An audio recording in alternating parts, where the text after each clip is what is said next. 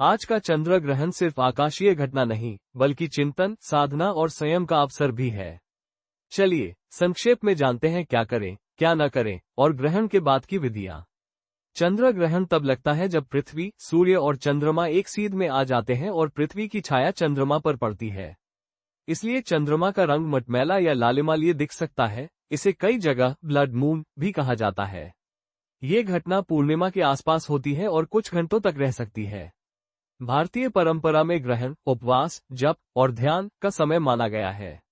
भाव है इंद्रियों को संयत कर मन को भीतर की ओर मोड़ना। इस अवधि में विष्णु, शिव, देवी या इष्ट मंत्र का जप, गायत्री मंत्र या महामृत्युंजय मंत्र का जप कल्याणकारी माना जाता है।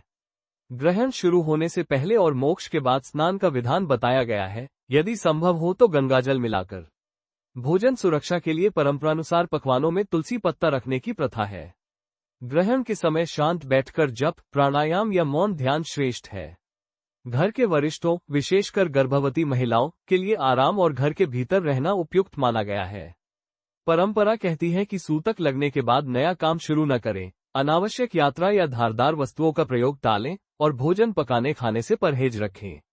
मंदिरों के गर्भगृह अनेक स्थानों पर ग्रहण के दौरान बंद रहते हैं, इसलिए मूर्ति स्पर्श और विधिवत पूजन का कार्य मोक्ष के बाद किया जाता है।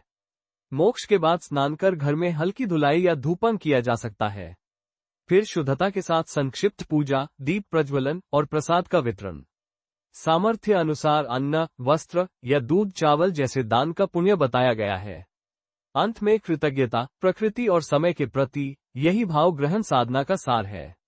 वैज्ञानिक दृष्टि से ग्रहण प्रकृति की सुंदर छाया कला है। नजर की सुरक्षा और सामान्य सावधानी हमेशा प्राथमिकता रहे। आज की रात को शांति, जप और जागरूकता के साथ बिताएं और मोक्ष के बाद नव संकल्प के साथ आगे बढ़ें। Please like and subscribe क्यूरियोस्फेयर्स।